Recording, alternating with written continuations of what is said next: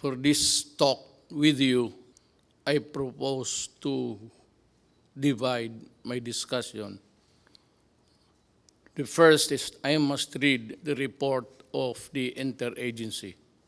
Kailangan malaman ninyo na ang lahat na ito ay galing ho sa task force na binuo para lang ito sa COVID. But there are things which are not included here or needs to be expounded more thoroughly. Then I will discuss it in the second stage of my talk by just answering the questions that have come to me officially, mga sumbong ng tao through text, and there are about 1,000 really. But we, endeavor to read it so that malaman ng tao kung ano ang nangyayari sa sitwasyon natin ngayon. So, basahin ko yung report ng Interagency Task Force for COVID. I'd like to read it slowly so that everybody is put on notice. There is no room for misinterpretation or maybe a double or what you would call, let me look for the word, I forget, but I'm sure it will come back to me. So first, let me read it. Sabi ko para clear lahat. Galing ito sa task force whose actions would govern the behavior of government, pati ako. Ako the president, so it goes to me, then it goes down to the critical persons involved here. And it is Secretary of Defense Lorenzana and Secretary Anyo of the DILG. Then also critical as the mga manager sa ating economy, pati yung nag-i-implement sa actual distribution. Binigay ko kay General Bautista. Retired na yan sila lahat, all civilians. But I have to have the critical mind of a military sa itong pera. Pag marami yan, pati ako kaya ko yung intindihin about the economy. But yung implementasyon at pagpaunawa kung paano ito gawin, I have faith in these three guys, and I would like them to proceed in a manner that they were trained to act and think, and that is a military trained mind. Our resources through the Bayanihan Heal as One Law has been mobilized, implemented. Yung iba nakatanggap na, yung iba wala pa. So as I go along, try to understand what I'm saying. I am reiterating that our most vulnerable citizens, especially the poorest of the poor, must receive the government's assistance immediately o hindi patayan sa gutom. Alam ko na we cannot just focus or zero in itong the poorest of the poor. It's actually bloom into something ginagamit sa politika, mga politiko na will go for the poorest of the poor. Pero yan talaga ang totoo. Marami ang may gusto I will discuss it when I reach the point raised by Governor Remulla of Cavite, which I think is valid. We'll try to remedy whatever kung may pulot pa tayo sa daan. The economy is not moving, stand still, so wala tayong kita. Ang ginagamit natin, ito na yung nireserba natin na pera. Ang pinagyayabang ko na may pera tayo, it's 300 billion. Mabutit na lang nandyan talaga. Kaya kung hindi, kung minaldas ko yan ng mga project na karamihan naman kukurakot, mas mabuti pa, sabi ko, na itong pera na tinago ni Dominguez, pero may order na tipid ka talaga, tipid tayo. Hindi natin ito pera, tipid. So that's what we do in the cabinet. I am really, alam nila yan, and you can ask all of them. Allergic ako sa paghingi na ng pera ang project ng mga cabinet members. Yung iba, hindi ko talaga pinipirmahan. Ayaw ko lang sabihin, may iba dito involved sa 270 billion.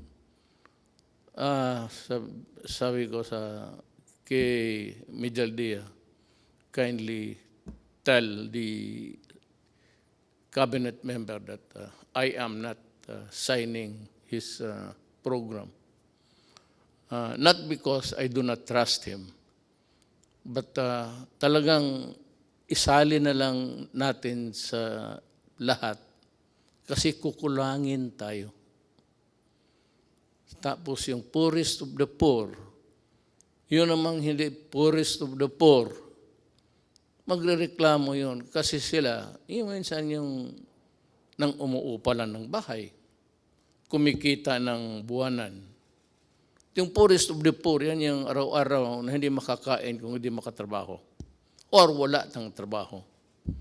Ito namang yung tawag natin na sa middle income, yung kanila nakaupalan ng bahay na medyo maganda sa subdivision, then may kunting pera sila para dideposito nila for the rainy days. Now, what is really very sad is that the rain has arrived. Yung save a penny for a rainy day, dumating sa ating generation. Hindi natin gusto yan. Ayaw kong magkulong ng tao. It gives me nightmares thinking, kaya pumayat. Kasi ako, pag nagising ng gabi, pag umihi ako, hindi ako bumabalik sa kama. Diretso ako sa lounging chair at mag-isip na ako, maabutan ako ng daybreak, magtingin ako sa labas, sa bintana. Paano ko? Sa akin lahat maghiram o the 100 billion pesos for 1 month or the 270 billion pesos for 2 months yan, nakaprogram na as earlier estimated, is not enough. I'm calling on the Secretary of Finance to generate. Magnakaw ka, maghiram ka, walang pakialam, i-produce mo yung pera kasi pag naubos na ito,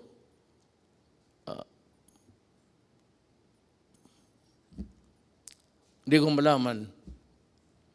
Itong COVID na ito talaga yung tunay na at the start sinabi ko sa inyo.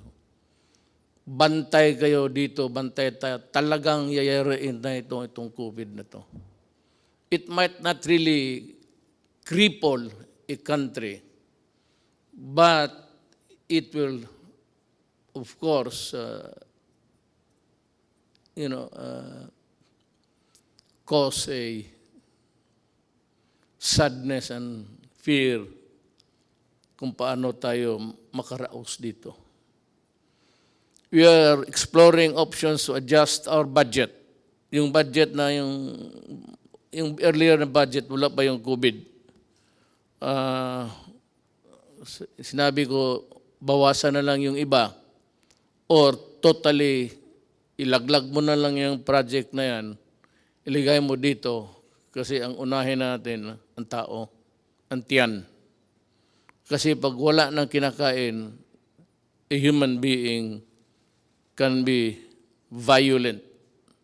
Especially makita niya yung mga anak niya wala nang kain, nag-iiyak siya, maghingi ng gobyerno, tapos wala na akong maibigay at maubos yung bigas natin.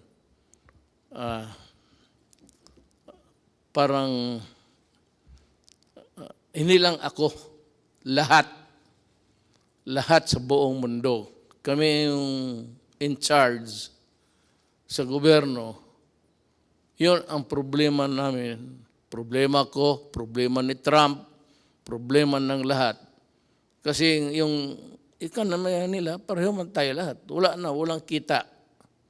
Puro gastos na lang. Wala nang kumikita araw-araw na magbayad ng buwis, magbayad kung ano-ano. That is income for how it would impact on our GDP. Yung GDP is just yung income ng ekonomiya based on the income ng gobyerno. That's what it's all about, actually.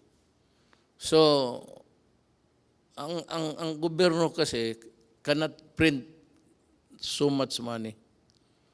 Hanggang ano lang ang value ng ating economy that is equal to your value, how much money you can print, how many trillion or billions are you allowed. Yan lang economy mo. Hindi mo sabihin na, mas malaki yung iyo kasi mas malaki yung sa Amerika. Sa Amerika naman, may trabaho. Lahat nagpibili ng eroplano, bala, kasi gusto ng gulo. Ang gulo para kumikita. Well, okay, if you look at it that way, well, they want wars to continue so that they will earn, so that yung bala nila, baril nila, yung mga kanyo nila, mga eroplano nila, bumibili tayo para, kagaya nitong atin ngayon, patayin yung Pilipino kasi nagre-rebelde.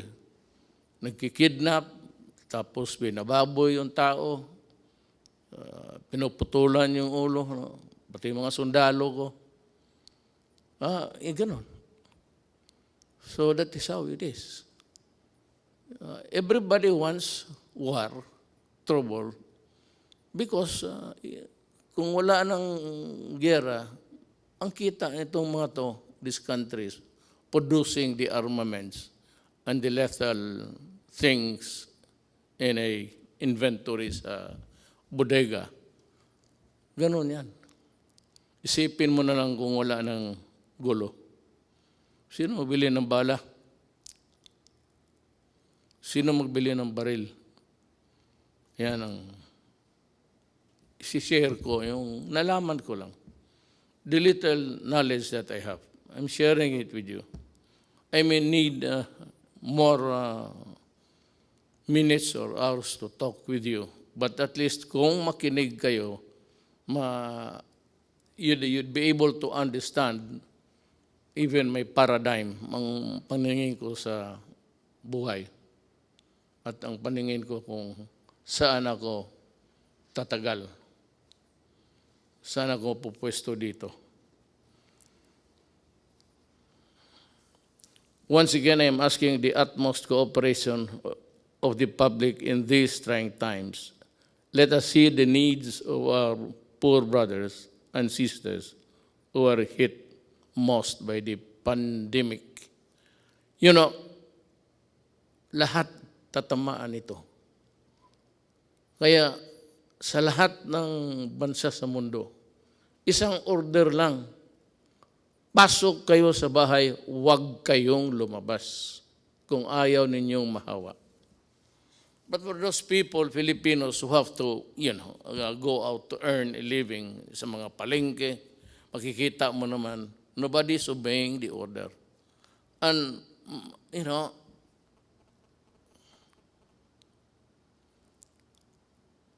the devil and the deep blue sea ako eh. Paano? Ibawal ko, huwag silang magtrabaho, lumabas. Hindi kakain yan. Mabutit na lang nga, hindi na humihingi sa iyo. Pero ngayon, kung talagang higpitan mo, which is really the advice of all governments, lahat ng gobyerno, ito ang sinasabi. Go inside your house and lock it and do not come out until the pandemic is over. When? I do not know. Ano ba itong, bakit ba itong gobyerno na to hindi niya ma-solve? Ikaw, Duterte, lahat naman ng bunganga mo, hindi matakot yung halos in order patay pati isda. Wala kang magawa nito, hindi mo matakot ang COVID ho is science. Period. The reason why we are ordering you inside the house is also science. Period. Hindi ito kalaban na galing sa it's a goddamn microbe that's crawling all over the world. Sa Amerika, marami na ang patay. Italy, ang France, in one day, or was it Italy? In one day, 500 ang patay. So it's a deadly thing. That is why, huwag kayong lumabas. Kasi, alam mo ito, it's in the air. I hope you were able to see the Japanese expert science, paano mag-transmit. Kung kaharap ka lang ng ganun, dito, less than 10 feet away, then I sneeze, mag-atching, mag-ubo ako. Tapos tinignan nila sa infrared, pinatayin nila yung ilaw, tapos tinignan nila at tapos naglagay sila ng dami. Pag makita natin, nakita ko this morning, early, paano lumilipad yung sumasama sa hangin. Kaya mag-mask kayo.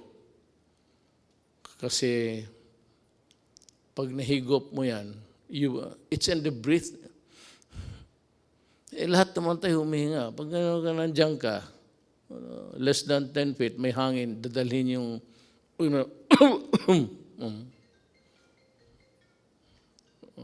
nagtawag na yung si microbe. Yan ang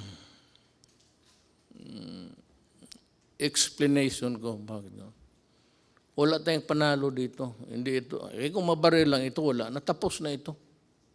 Bigay ko lang sa isang kumpanya na sundalo. Dito, sa likod, maraming sundalo dyan. Hindi, tapos na sana ito. Pati sundalo nito. Kaya nakaawa ako sa mga sundalo at mga pulis. I hope that you understand. Kaya that was the reason why. Nagkatotoo ta prophetic. Dinubli ko yung sweldo nila. At maraming pumalag. Teachers and all, bakit inuna ko? Sabi ko, you know, yung mga pulis pati yung military, utusan yan ang buhay ng bayan. Pag may sunog ang pulis, pag may gulo ang military, pwede silang mamatay. Kaya nga ako, umiinit yung ulo ko. Pag sinabi ng mga, pinuputol yung sabi ko, I said I was laying down the predicate. Alam mo yung mga tao talaga, yung mga opisyal, mga former generals pa, ikakat nilang paglumaban at ang buhay ng pulis or military nasa alanganin, bumaril kayo at sa ulo mo, kundi aabutan ka. And the classic example was yung sa Caloocan. I think it was about 2 months ago. 8? Or was it last year? Yeah. Nilapitan niya yung adik. May dalang knife. Lumapit ang pulis. Lumapit rin, lumaban. Naunahan pa ang pulis na saksak, patay. Ayaw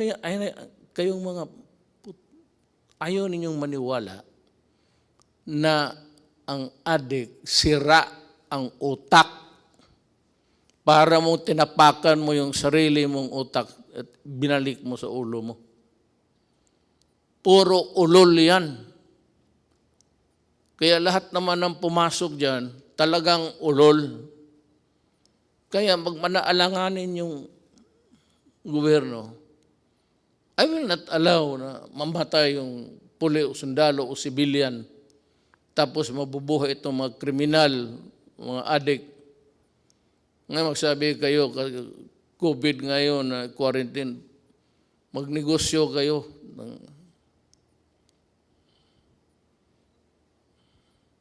Wala nang malagyan eh.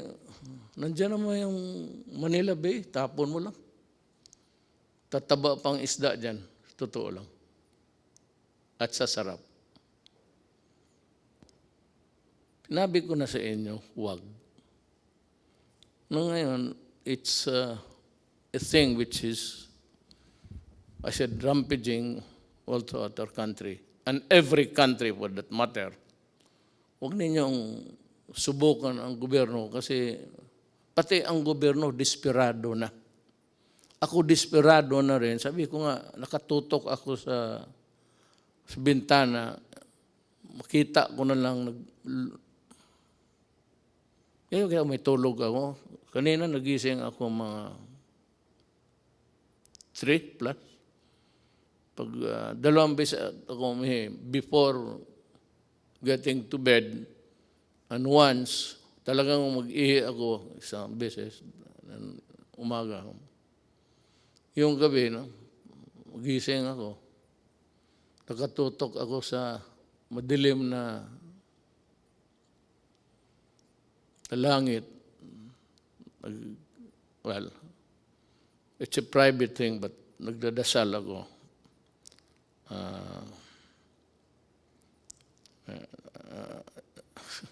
Basta nagdasal ako para sa bayan ko. Kasi yung iba-iba ang Diyos nila eh. My God is the true God. It's only one God. Doon lang ako na, hindi ako nag-ano ng iba. One God lang ako para isang salita lang. Hindi na marami pa akong intermediary. Parang santo, checkpoint yan. Diretso ako.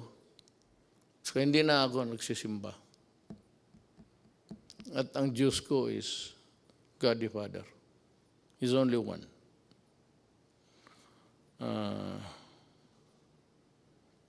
To my fellow, to my brothers and sisters, especially those who have more in life, baka makatulong kayo sa extent ng financial assistance.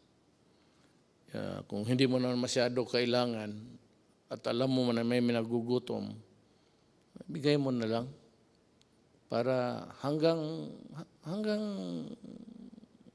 maubos ang may border yan eh. Tulong mo hanggang dyan lang. Ang gobyerno, ganun.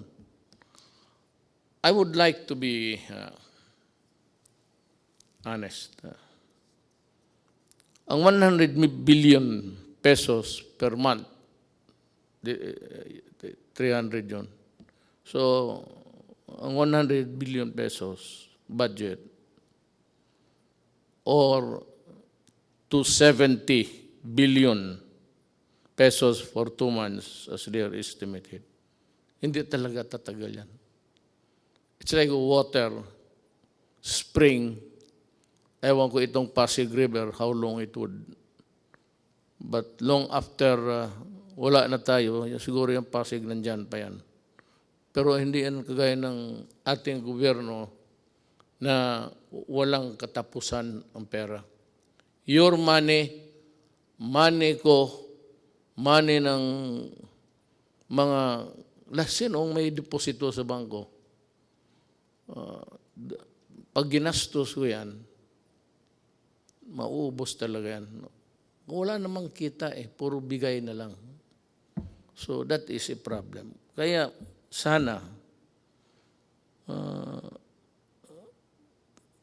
Bisaya pa, dili na ang tubig mahubas po. Maybe this Pasig would take about 500 years to dry up, but it's not forever. Kaya, ako na, intindihin ninyo ako. Kaya kung may pera lang talaga, hindi ko hawakan yan. It is not my money. Hindi ko naman pwede manakaw. At kung manakaw ko lahat, anong gagawin ko sa pera na yan? Ang edad ko, I just turned 75 last month.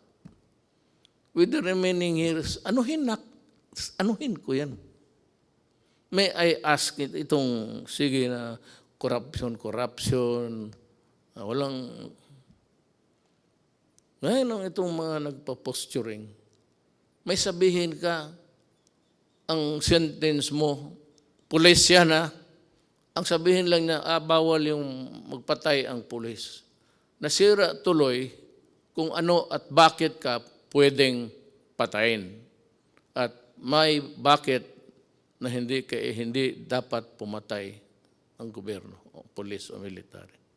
Nawawala tuloy sila kasi nagle-lecture, bawal yan. Alam mo, kayong mga opisyal o pulis, dumaan man kayo. Tignan natin yung record ninyo. One of these days. Sige nga. Magprangkahan tayo. Ilabas natin lahat. Ilabas mo kung ilan ang pinatay ko. O ilan ang kabit ko. At ilabas ko rin kung ano kayo. At sabi nga, nagpapahiro. Stop it. Kukurnihan ang mga tao niyan. Na may mga salita kaagad kayo, balik ta rin. Yung naman ngayon, hindi pwede yan, dalawa, kasi bawal sa konstitusyon. Hindi nila alam, binabasa ko, batas mismo. Under the Constitution. Yung mga style na gano'n. So what's new? What's new with more than what is new? Ito nakasalasay ang I hope I pronounce it correctly. Nakasalay ang bayan natin sa pag-unawa sa ating isa't isa. Wala naman akong makuha sa inyo. Nagbabayad ako tuloy. Pati ako binabayaran. Daldal kayo ng daldal. Wala naman, alam ninyo, wala namang income. So, sino pinaparinggan ninyo? Sino yung trying to be smart elect. Yan ang nasa gobyerno ng iba. No, do not compete with me because you are not a lawyer, and a lot of you, no, you do not know your law. Kapag sabi ko ako, fiscal ako, 8 years ako nagtatrial. Lahat, anong kaso, rape, murder, police, pinatay, police, nagpatay. So, huwag kayong mag-compete kasi may kulang eh. Tapos yung kulang ninyo, I will supply it, and then ma-insulto kayo. So next time, look for a valid issue. Kung yung, basta may sinabi ka, lalo na yung favorite na extrajudicial death, lukso ka agad, maraming magsalita. Para lang makasalita. Wala namang ginagawa. At hindi naman nagawa. Nung nandoon kayo.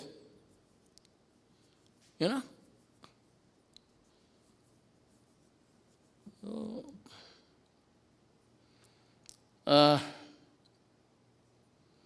Let us take this problem one at a time. Ngayong itong buwan na ito, tutok lang tayo dito. Meron yung one ka-program for the next month. Pero kung gamitin ko yan ngayon at wala akong makuha, sa pagdating ng next month, saan kukuha? Sabihin ng Kongreso, binigyan ka na nga namin ng bilyon-bilyon. Yan ang bilyon-bilyon. Ang ginastos ko naman, sabi ko, at yung mga tao na humahawak din, mga military ano yan, military na nakita ko, mayor na may prinsipyo at so, buwan-buwan lang tayo, ha? We are also trying to perfect this. Kung gusto lang natin, pero ang buhay kasi ganun. Gusto ko bigyan yung poorest of the poor, which is the popular cliche o politician. Nandiyan kami sa inyong poorest of the poor. Patignan mo kung nandiyan na sa pwesto. Poorest of the poor. Kayong panahon nila, nakita naman ninyo.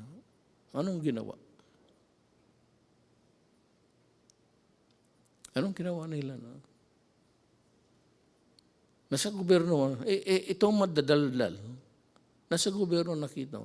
O nagsuporta ng gobyerno na yun. Ito, tignan mo. Ngayon tapos, may marinig ka na ano dito, nagpapaiwan mo na House Duterte, patayin si Duterte. Pato ito si, narinig, mabutit na lang nandyan si Attorney Pamatong. Sabi niya, dyan sa Facebook ba yan? He declared himself that I am the duly elected President of the Republic of the Philippines and I am ordering the military to arrest Duterte and to, sabi ko, tinanong ako ng staff dyan paglas, anong masabi mo sa sinabi ni Pamatong? Sabi ko, tama siya. Tama talaga siya. Sabi niya, siya lang ang he will solve the problem in 3 weeks.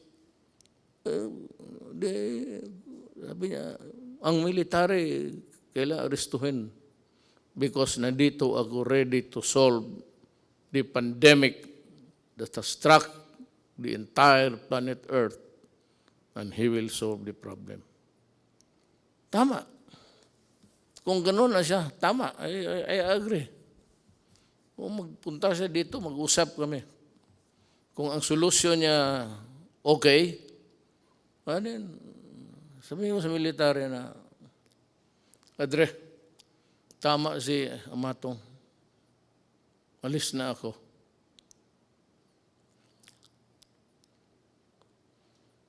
yung private sector, kung makatulong lang kayo. Alam mo bakit?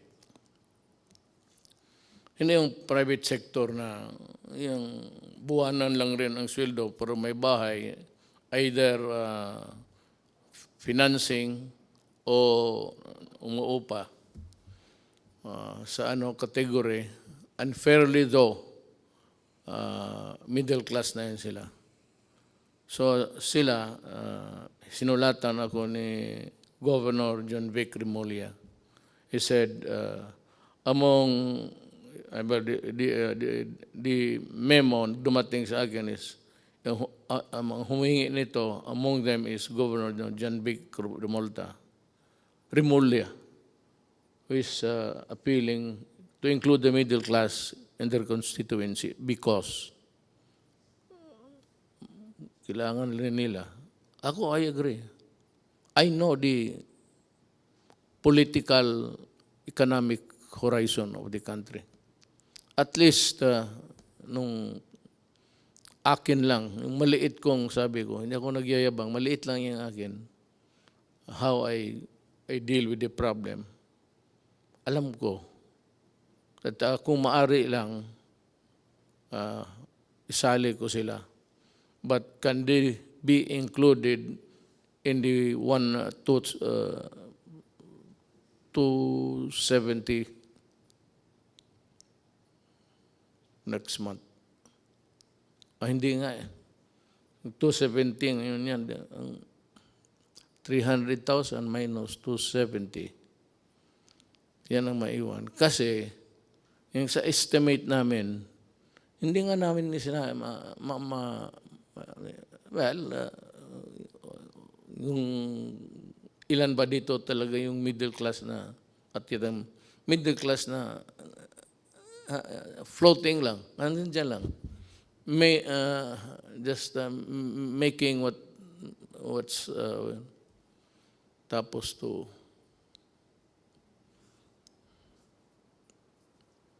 both ends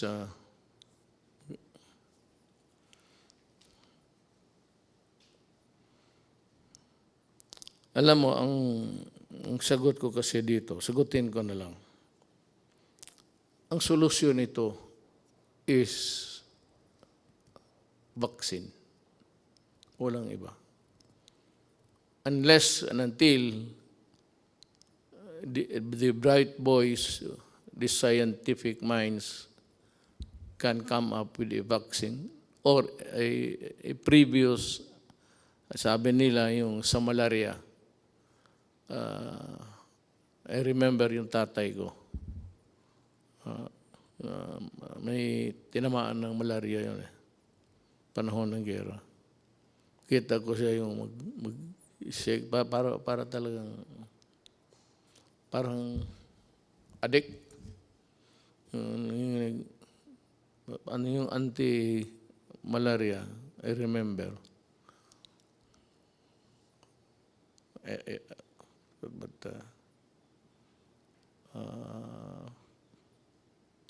mamaya sabihin ko. Alam mo, there are things, but I will like to, ayaw kong sabihin ko na hindi ko isali yung sa task force. Kasi sila yung mga doktor, sila yung mga economists, sila yung lahat ng tipon-tipon. Tapos experts ng anong field, infectious diseases or whatever. And they are better and to be there to help solve the problem. Tayong mga, ako abogado, wala talaga ako. Wala akong maitulong except gaganuin ko lang kung ano ang mabuti sa bayan na huwag mo baliktad. Pero kasabi nga dito, the resources is not infinite. Infinite is everlasting. It's finite. Finite is hanggang may border lang talaga. So sa buhay na ito, lahat talaga may border, pati ang buhay mo. O whatever it is, pera mo, Maraming mga mayaman dito noon, panahon estudyante po kami. Ngayon wala na. Because, ganun ang buhay. There's not enough money to go around. Ang gusto kong maintindihan ninyo, na itong problema natin, talagang problema ito. Kung ayaw ninyong maniwala, edi kayo, basta ang pangkontra nito is stay home at huwag kang mahawaan because it's in the air. Nandyan sa hangin eh. Pero hindi niya magtagal yung mga virus sa labas, sa init. Pero nagkukontaminate yan madalas yung sana mapanood ninyo yung experiment ng ginawa ng mga Japanese doctor. At pinalabas doon sa Amerika. Ang Amerika talaga ang nawalop. Maraming patay sa Italy, Spain, France, pati Amerika. Ngayon, bumaba ang patay nila. Pero the prediction is really dire. For as long as there is no vaccine or any medicine that these men of science can think of to put an end to it, we will suffer. Hindi ko alam kung kailan kayo, sabihan ko sa inyo, bahay lang kayo. Hindi ko alam kung kailan ako makahatid ng pagkain sa lahat. Hindi ko alam kung saan ako magkuha ng pera. Hindi ko alam kung ano ang ipagbili ko na kung may magbibili.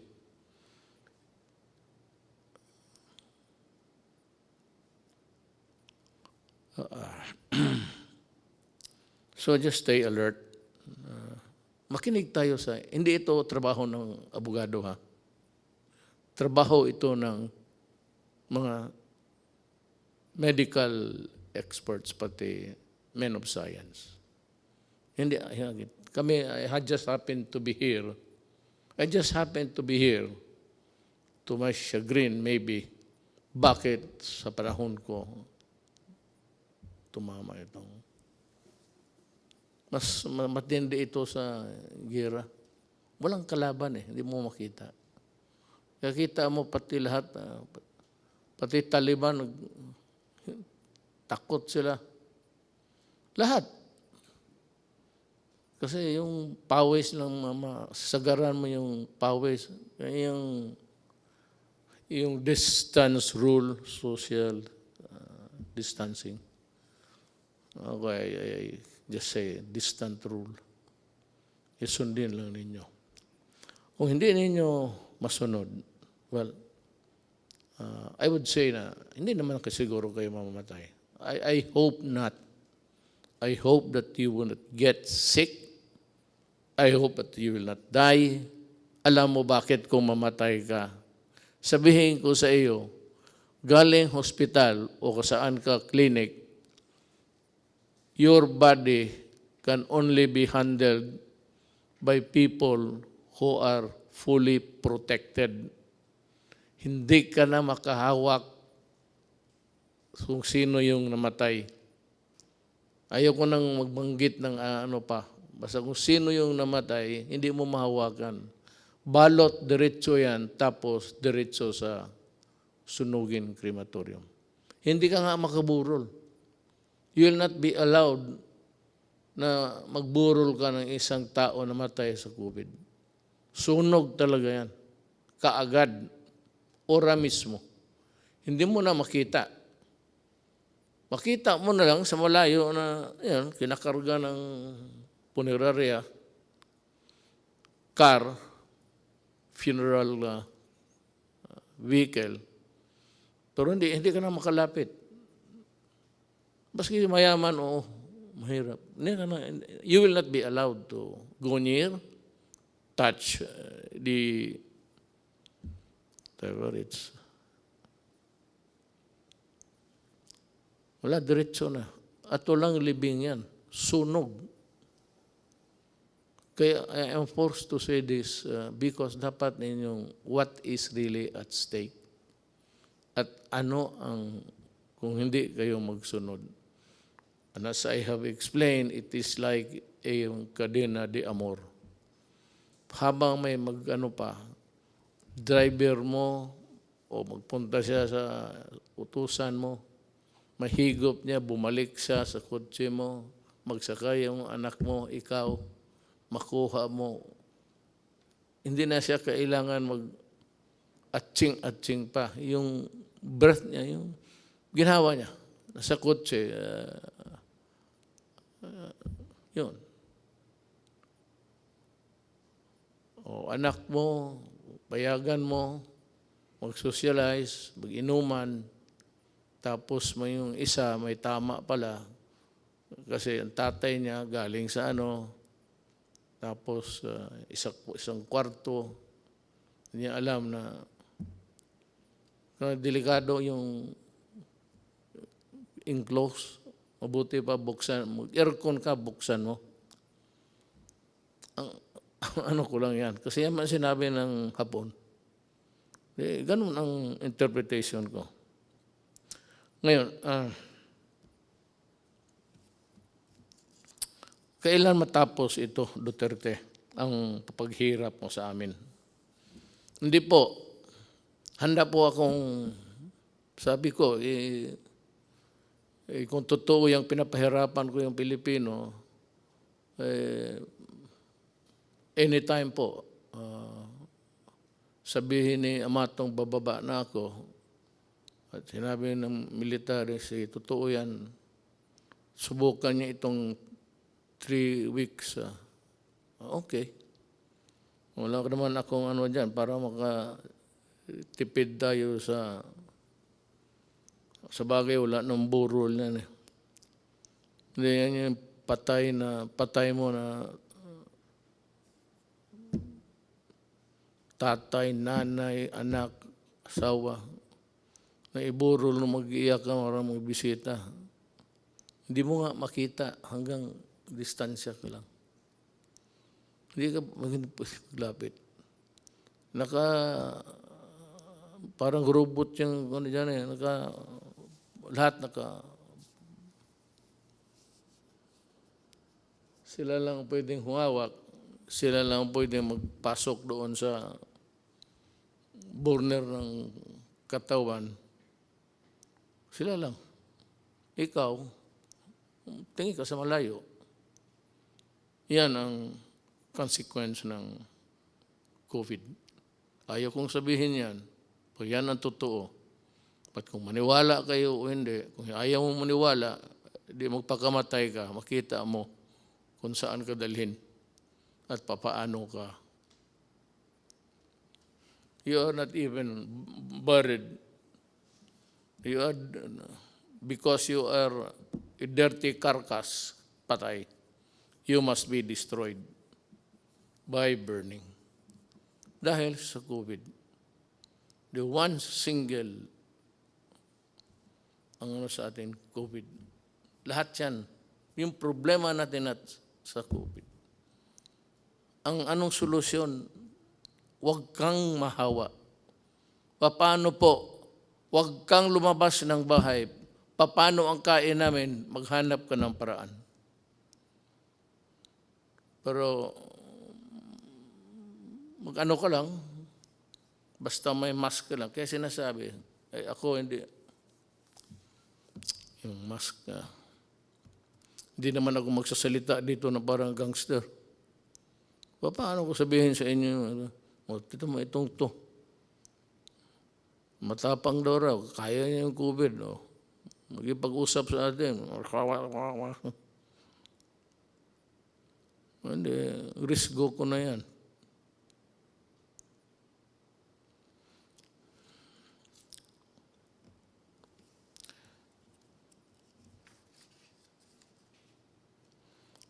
It's this being the Holy Week, I am calling on the nation to come together this Holy Wednesday afternoon and pay tribute to the indomitable spirit of the Filipino and unite in one prayer to God to fight our common enemy. Ang magdagdag, nag-improve ba tayo? I really do not know. How many died today? I have no, hindi ko alam kasi per ora yan eh. Pero sana, well, ang ano lang nito, God is the only one who can really solve the problem for us. Ang tulong ba sa inyo ay sapat? Kayong poorest of the poor at kayong mga, well, I would say you have to consider us also as poor because yung deposito namin, yung aming pera, may border rin ito, ang bulsa. Hanggang dyan lang ako. Kaya na-discuss ko sa inyo. Pero kung pagkain, may makain ba tayo? Bigas, I will try. I will try. Maghanap ako paano ang paraan. The greatest danger dito is doon tayo bumibili sa kanila.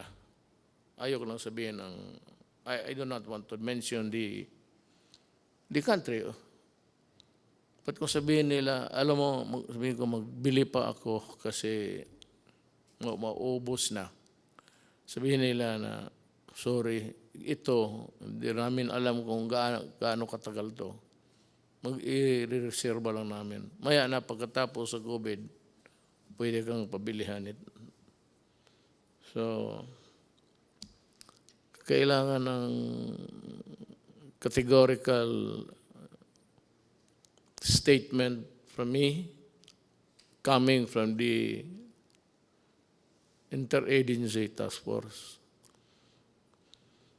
Ang lockdown, wala talagang solution. Pero kung ayaw ninyong maniwala, take the risk. May mga tao rin talaga, alam mo sa totoo lang, I'd want to be, hindi ako nagbabastos ng tao. And just trying to explain to sinishare ko nga sa inyo kung ano ko yung nakuha sa buhay, na pag-aralan ko sa buhay. Not necessarily sa eskwelahan. Alam mo, kung magdating ito, talagang maging crisis, hawa dito, hawa doon. Yung SARS, hindi nagtagal, tinignan ko, maraming namatay sa iba. Pero dito, wala masyado. Ang sabi ko lang, I am not posturing a position here. Baka talagang mali ako. At ito namang depensyent to look for yung statement na dangling para makapagsalita ang bunganga. Hindi ko, I am not, pero baka yung init something to do with it. I hope, that's just my prayer. There are a lot of people also coming up with that kind of thinking that maybe yung weather, climate, temperate zones, tropical, init, makatulong. So yan ang hiningi ko sa inyo, yung panawagan ko. Be patient at intindihin ninyo kami sa gobyerno. We would appreciate it. Yung ano lang, mag-intindi lang, patient, huwag kayong masyado. Total, kung sabihin ko na talaga na wala na akong magawa, then magplano ka na kung anong gusto mong gawin. When the resources are all exhausted, and the pandemic would claim millions of lives. I hope really, and I pray that it will not. Pero kung ganon, wala na akong magawa. Malapit na. Ilang buwan lang ang reserba natin.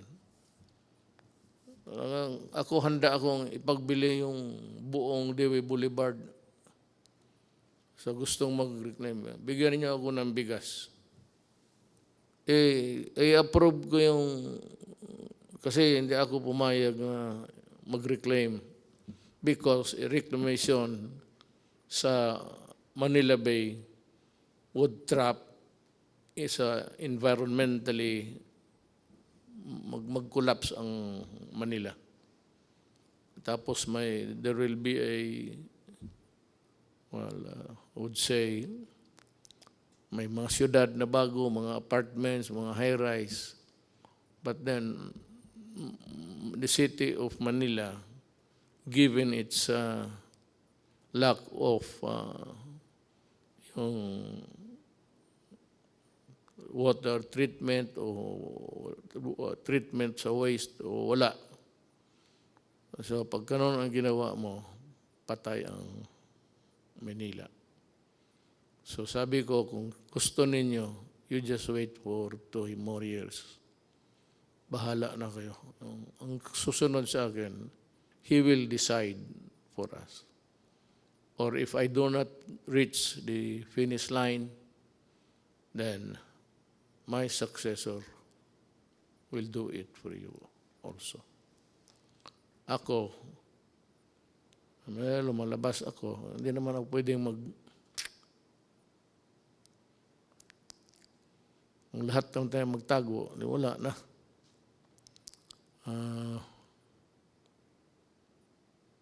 I have also to magsusugal rin ako. If you really want to know, we have discussed it actually, even before this. We are inclined to extend the lockdown up to April 30. Tignan natin after that. In the meantime, magdo-double time kami. Doon sa tinatawag ninyong middle class. How is it defined or arrived at correctly? We will talk about this. May I address myself to the people who have the money now to help, pati yung mga employers. Alam mo, tulungan ninyo ang gobyerno, ang bayan natin. Kasi pag bumagsak ang gobyerno, bagsak kayong lahat. Pero sabi ko nga, I end this with a prayer. Gusto ko lang masabi rin ang ano nga sa utak ko para maintindihan rin niyo ako. At sana next time I would talk to you, baka mag-improve na ang situation. Whatever be the correction, kung makorek itong, it's an anomaly sa ating buhay sa mundo. May ganon eh. So, if it can be corrected, lahat naman tayo, we only did if it's time.